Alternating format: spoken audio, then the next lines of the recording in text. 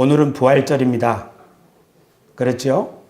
부활절은 기독교에서 정말 중요한 절기입니다. 예수님의 제자들은 세상으로 보내심을 받을 때 사도라고 그랬는데요. 사도들을 어떤 사람을 사도로 했는가? 예수님의 탄생이 아니라 예수님의 부활을 증언할 사람, 그런 사람을 사도라고 했습니다. 복음을 전할 때 초대교회에서는 예수님이 다시 살아나셨습니다. 하나님이 예수님을 살리셨습니다. 이 말로 복음을 전했습니다. 그러므로 부활이라고 하는 것은 기독교 신앙의 복음의 가장 핵심이 되는 내용이고 기독교 신앙의 이 정수라고 할 수 있습니다. 아니, 부활을 통해서 우리는 하나님이 어떤 분인지를 잘 알 수가 있습니다. 하나님이 어떤 분인가를 이렇게 우리에게 알려주는 것을 가리켜서 계시라고 합니다. 하나님은 자신을 우리들에게 알려주실 때 4권의 책을 사용하십니다. 여러분, 그 4권의 책이 뭐라고 생각하십니까? 저희 집사람한테 물었더니 마태, 마가, 누가, 요한 아니에요? 이렇게 사복음서를 말하더라고요. 그러나 오늘 제가 여러분에게 소개하는 4권의 책, 하나님이 자기를 우리들에게 소개하는 4권의 책은 첫째, 이 모든 창조물입니다. 여러분, 바울 사도께서는 이렇게 말씀하셨습니다. 바울 사도께서는 하나님께서는 세상을 창조하실 때부터 로마서 1장 20절인데요. 공동번역으로 보면 하느님께서는 세상을 창조하신 때부터 창조물을 통하여 당신의 영원하신 능력과 신성과 같은 보이지 않는 특성을 나타내 보이셔서 인간이 보고 깨달을 수 있게 하셨습니다. 그러므로 이 창조물 속에 하나님의 솜씨와 하나님의 보이지 않는 신성을 잘 담아뒀다는 겁니다. 그래서 자연 만물을 잘 이해하고 그 속에서 묵상하고 그 속에서 깨달은 바를 글로 쓰면 그것이 사람들에게 위로가 되고 힐링이 됩니다. 아니, 자연에 들어가서 사는 것 자체가 사람을 치료하는 능력이 있습니다. 자연은 하나님이 이 세상을 만드신 하나님이 어떤 분인가를 보여주는 하나님의 책입니다. 첫 번째 책이 뭐라고요? 자연입니다. 창조 세계가 하나님의 작품이기 때문에 하나님을 계시하여 보여주는 겁니다. 두 번째 책은 뭐겠습니까? 그것은 성경책입니다. 성경 말씀은 하나님의 감동으로 기록된 것이기 때문에 성경 창세기부터 요한계시록까지 쭉 읽다 보면 하나님은 이런 일을 하시는구나. 하나님은 이런 성격을 가지고 계시는구나. 하나님이 꿈꾸는 미래는 이런 거구나 하고 하나님에 대해서 잘 알 수 있게 됩니다. 그렇죠? 그럼 세 번째 책은 뭐겠습니까? 하나님이 자신을 우리들에게 알려주시는 세 번째 책. 이 책은 걸어다니는 책입니다. 누구냐면 예수 그리스도입니다. 예수님은 말씀하시기를 나를 본 자는 하나님을 본 것이다. 본래 하나님을 본 사람이 없지만 하나님 품에 있던 예수님이 독생하신 그분이 우리들에게 하나님을 보여주셨다. 그렇게 말씀합니다. 그렇죠? 태초부터 계신 말씀이 육신이 되어 우리 가운데 오셔서 우리들에게 하나님이 어떤 분인지를 보여주신 겁니다. 그래서 예수님을 잘 묵상하고 예수님을 알면 알수록 하나님이 어떤 분인지 선명하게 깨닫게 됩니다. 마지막 네 번째 책은 우리들입니다. 우리들을 그리스도인이라고 하죠. 그러니까 예수님이 하나님을 나타낸다면 예수님을 믿고 따르고 본받는 사람들, 그 사람들을 통해서도 하나님은 세상에 하나님을 나타냅니다. 우리들이 예수님을 믿고 새 사람으로 거듭나서 예수님처럼 말하고 생각하고 행동하기를 시작할 때 하나님이 인간을 처음 창조하셨을 때 하나님의 형상이 세상에 나타나게 되고 세상은 우리를 통해서 하나님이 어떤 분인가를 알게 될 것입니다. 교우 여러분, 하나님이 자신을 이 세상에 나타내는 4권의 책, 그것이 뭐라고 그랬나요? 첫 번째는 창조물입니다. 자연입니다. 둘째는 성경책입니다. 셋째는 예수 그리스도, 그리고 넷째는 우리 그리스도인입니다. 하나님은 끊임없이 지금 자연과 말씀과 예수님과 그리고 우리들 그리스도인들을 통하여 자신을 이 세상에 끊임없이 보여주고 계십니다. 그러면 하나님은 어떤 분이라고 이 네 권의 책은 말하고 있는 걸까요? 오늘 부활절에 저는 이 부활절에 드러난 하나님이 어떤 분인지, 이 부활절을 통해서 하나님은 어떤 분이라고 우리에게 소개하는지를 여러분과 함께 나누기를 원합니다. 교우 여러분, 자연 만물을 신앙의 눈으로 보면 하나님이 만드셨고 하나님이 지금 그걸 운행해 가시고 그것을 보존하시고 마침내 이 모든 자연 만물을 새롭게 완성하시고 아름다운 것으로 최종적으로 바꾸실 것입니다. 하나님이 세상을 창조하셨을 때 그것은 사실은 생명을 창조하신 겁니다. 하나님이 세상을 경영하시는 것은 사실은 생명을 보존해 가시는 겁니다. 성령을 우리는 생명의 숨이라고 말할 수 있습니다. 하나님이 이 세상을 이끌어 가시는 그 모든 것들은 생명을 살리고 번성케 하고 충만하게 하는 일이라고 말할 수 있습니다. 아멘. 여러분 이해하시겠습니까? 아멘. 자연 만물이, 이 자연이라고 하는 이 책이 하나님의 그 생명 살리는 일을 보여주고 있습니다. 생명은 어떻게 살아납니까? 어미가 새끼를 잘 양육함으로 살아납니다. 아멘. 어미는 새끼에게 자신의 피를 주고 살을 줍니다. 교우 여러분, 까마귀가 새끼들을 얼마나 열심히 키우는지, 까마귀에게 누가 새끼들을 잘 키우는 법을 가르쳤겠습니까? 하나님께서는 자연 만물 속에 사람부터 저 미물에 이르기까지 생명을 살리기 위해서는 나를 희생해서 내가 내 자신을 내어줘야만 그 생명이 살아난다고 하는 법칙을 이 자연 만물에 새겨준 줄로 믿습니다. 우리 부모는 자식을 낳아서 자식에게 모든 것을 쏟고 죽어가지만 사실은 부모는 죽지만 자녀의 삶 속에서 부모의 생명이 다시 태어난다고도 말할 수 있습니다. 두 번째, 성경은 하나님의 생명을 어떻게 소개합니까? 하나님이 세상을 창조하신 일부터 성경은 계속적으로 하나님이 하신 일을 소개하고 있습니다. 사람이 타락해서 죄가 이 세상에 가득하게 되니 이 세상이 이제 망가질 때 하나님은 다시 한번 물속에서 노아의 가정을 일으켜 세우시고, 또 사람들이 죄가 가득해서 바벨탑을 쌓을 때, 그래서 사람들이 사방에 뿔뿔이 흩어지게 되었을 때 하나님은 사람들에게 다시 복을 주기 위하여 아브라함을 부르시고 이스라엘 백성들을 택하셔서 온 천하 만민에게 복을 주시기 위하여 끊임없이 일을 하시고 사람들을 보내시고 이렇게 사람을 살리고 사회를 살리고 세상을 살리는 일을 끊임없이 해오셨다고 성경은 기록하고 있습니다. 할렐루야. 아멘. 하나님이 하시는 이 놀라운 일을 바울 사도는 은혜의 경륜이라고 말하고 있습니다. 아멘. 그러므로 성경은 무슨 이야기냐면 하나님이 인간에게 계속적으로 끊임없이 쉬지 않고 은혜를 베푸시는 이야기입니다. 아멘. 성경 안에서 하나님의 이 마음을 깨달은 사람들이 자신의 삶을 희생하고 헌신하면서 다른 사람을 살리고자 할 때 그 사람들의 이야기는 성경 안에 주인공으로 하나씩 새겨져 있습니다. 그러므로 자연이 말하고 있는 하나님, 자연이 보여주고 있는 하나님도 생명을 살리기 위해서 자기를 희생하면서 살아가는 이 모든 피조물을 보여주고, 또 성경을 통해서 우리가 읽을 수 있는 하나님의 모습도 생명을 살리기 위해서 쉬지 않고 일하시는 하나님의 모습을 보여주고 있습니다. 아멘. 교우 여러분, 세 번째 책이 뭐라고 그랬지요? 네, 지금 오늘 특별히 말씀을 잘 듣고 계시는 분들이 많군요. 예수 그리스도가 하나님을 보여주는 걸어다니는 책입니다.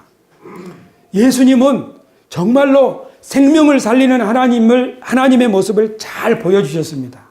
생명을 살리기 위해서 예수님은 아예 자기를 아주 낮추셨고 하늘의 미랄처럼 자기를 내어주셨습니다. 병자를 치료하시고 죽은 사람을 살리시고 우리들을 하나님 앞으로 인도하기 위하여 자신의 생명까지 내어 놓으신 분입니다. 할렐루야. 그런데 하나님은 이 예수님의 희생이 절대 헛된 것이 아니라는 것을 부활을 통해서 보여주신 겁니다. 생명을 쏟아 넣으면 부모는 없어지는 것 같고 어미는 죽는 것 같지만 다시 자녀가 태어나고 또 그 손자가 태어나고 이렇게 생명이 이어지는데, 예수 그리스도를 통하여 이 생명이 살아나고 다른 말로 하면 희생하고 헌신하고 죽고 이 과정들이 계속 이어지다가 마침내 온 세상의 끝에 썩을 것이 썩지 않을 모습으로 다시 살아난다고 하는 것을 하나님은 예수 그리스도의 십자가 이후에 나오는 부활을 통해서 보여주신 줄로 믿습니다. 영화의 예고편처럼 진짜 다가올 세상이 이렇게 있는데 예수님의 부활을 통해서 우리들에게 너희 육신은 썩어지지만 썩지 않을 모습으로 다시 부활한다. 너희 수고가 결코 헛되지 않을 것이다. 예수님은 하나님의 이 사랑과 하나님의 참 모습을, 생명을 살리는 하나님의 모습을 극적으로 잘 보여주신 분입니다. 그러므로 예수님은 부활에 있어서 첫 번째 열매이시고 우리들은 두 번째, 세 번째 예수님과 함께 새 몸으로 부활할 사람들입니다. 할렐루야. 하나님을 보여주는 네 번째 책이 무엇입니까? 네, 우리들입니다. 우리들은 어떻게 하나님의 이 사랑과 생명을 살리는 하나님의 이 놀라운 일들을 우리는 어떻게 보여줄 수 있을까요? 오늘 고린도전서 15장에서 이 이야기를 들려줍니다. 고린도전서 15장에 바울 사도께서 부활에 대해서 성경이 예언한 대로 부활하셨다. 그리고 부활을 목격한 사람들이 많이 있다. 어떤 사람들이 부활은 이미 지나갔다고 말하는 사람들이 있고 부활은 없다라고 말하는 사람들이 있지만 그렇지 않다. 자연 만물을 보아라 하면서 부활에 대해서 쭉 설명한 다음에 제일 마지막 부분에 이렇게 말씀을 마무리하면서 성도들에게 격려합니다. 우리 다 같이 한번 58절 말씀을 스크린을 보고 같이 읽겠습니다. 시작. 그러므로 내 사랑하는 형제들아, 견실하며 흔들리지 말고 항상 주의 일에 더욱 힘쓰는 자들이 되라. 이는 너희 수고가 주 안에서 헛되지 않은 줄 알미라. 아멘. 예수님 부활하신 것처럼 우리들도 부활할 것이기 때문에 흔들리지 말고 견고하게 주의 일에 힘쓰는 자들이 되라. 주의 일은 하나님의 일입니다. 하나님의 일이 무엇입니까? 하나님이 무슨 일을 하신다고 했나요? 그렇지요. 생명을 살리는 일이 하나님의 일이라고 자연이 보여주고 있고 성경을 통해서 계속적으로 보여주고 있고 예수님도 주의 일이 바로 생명을 살리는 일인 것을 보여주고 있습니다. 한 사람을 돕고 한 사람을 살리려고 하는 그 모든 일은 바로 하나님의 일에 동참하는 겁니다. 우리 가정을 살리기 위해서 나를 희생하는 것이 우리 가정의 일로만 생각하지 마십시오. 그것이 바로 하나님의 일입니다. 교회를 살리기 위해서 나를 희생하는 것, 그것 또한 하나님의 일입니다. 하나님의 일은 따로 있는 것이 아니라 생명을 살리고 보존하기 위한 모든 일은 다 하나님의 일이라는 사실을 기억하시기를 바랍니다. 그런데 그 주의 일을 항상 힘쓰는 자들이 되라. 그런데 그 일을 하기 위해서는 수고가 따릅니다. 이는 너희 수고가 주 안에서 헛되지 않은 줄 알미라. 여기서 말하는 수고라는 말은 잘라낸다라고 하는 어원에서 온 말입니다. 부모가 자식을 양육할 때는 때로는 자기 돈도 잘라주고 살도 잘라주고 그렇게 하죠. 잘라내는 것은 굉장히 큰 아픔이 있습니다. 자녀를 양육하는 사람 치고 마음 아픔을 경험해 보지 않는 부모가 있을까요? 생명을 보존하고 살리는 일은 항상 이런 아픔, 수고가 따릅니다. 가정을 깨지 않으려고 가정을 잘 보존하려고 하는 일에도 참 수고가 따릅니다. 예수님의 어머니 마리아에게 사람들이 너희 아들을 반대할 때 칼이 너의 가슴을 찌르는 듯 아플 것이다. 이렇게 마리아에게 있을 수고에 대해서 들려주었습니다. 예수님도 생명을 살리기 위하여 수고를 감당하셨지요. 그 수고가 바로 십자가입니다. 한 사람의 생명을 살리는 일, 한 가정을 회복하는 일, 한 교회를 세우는 일, 거기에는 수고가 따릅니다. 아픔이 따르고 거기에는 고통이 따릅니다. 하지만 그 고통은 결코 헛되지 않습니다. 왜냐하면 부활이 있기 때문입니다. 부모 여러분, 우리가 마음을 다해서 이 아픔을 참고 양육한 그 아들은 마침내 효자가 될 것입니다. 우리가 깨지 않으려고 가정을 끝까지 돌보려고 한 그 수고 때문에 가정은 마침내 행복한 웃음꽃이 피는 천국이 되는 줄 믿습니다. 교회를 위하여 자신의 모든 수고와 아픔을 잘 견딜 때 교회는 저 언덕 위에 있는 우뚝 선 등대와 같이 찬란하게 빛나는 날이 올 것입니다. 이 모든 수고가 헛되지 않기 때문에 주 안에서 항상 힘쓰라 하는 것입니다. 끝으로 바울 사도는 자신의 이 모든 수고를, 특별히 교회를 사랑한 그 수고를 어떻게 잘 할 수 있었을까요? 바울 사도의 마음가짐에 대해서 31절, 32절 말씀에 나타납니다. 우리가 오늘 읽은 고린도전서는 고린도 교회에 보내는 편지인데요. 고린도전서 9장을 읽어보면 고린도 교회가 바울 사도에게 어떤 태도를 취했는가가 나옵니다. 고린도 교회는 바울 사도를 사도 맞나 사도권을 의심한 교회입니다. 왜냐하면 12사도 중에 바울의 이름은 없거든요. 바울은 예수님과 함께 걸어다닌 그런 전도자가 아니었거든요. 그래서 베드로로부터 시작한 이 12명의 사도에 들지 아니한 바울은 베드로보다 못하고 사도가 아닐 것이다. 이렇게 바울에 대한 사도권을 의심하는 교회였습니다. 그러니까 바울이 이 고린도 교회를 향하여 참 자기를 사도로서 대우해 주지 않는 고린도 교회를 사랑하기가 쉽지 않았겠죠. 하지만 바울은 그렇게 이 고린도 교회를 포기한 게 아니라 어떤 마음으로 되었는가 31절 한번 봅시다. 형제 여러분, 나는 우리 주 그리스도 예수를 믿는 사람으로서 여러분을 나의 자랑으로 생각하며 이 말씀을 드립니다. 나는 날마다 죽음의 위험을 당하고 있습니다. 내가 서로 에페소에서 맹수와 싸우는 위험을 겪었다 하더라도 그것이 인간적인 동기에서 당한 일이라면 내가 얻은 것이 무엇이겠습니까? 만일 죽은 자가 다시 살아나는 일이 없다면 내일이면 죽을 테니 먹고 마시자 해도 그만일 것입니다. 바울 사도가 고린도 교회를 어떻게 생각하고 있습니까? 여러분을 나의 자랑으로 나는 생각합니다. 참 놀라운 마음가짐입니다.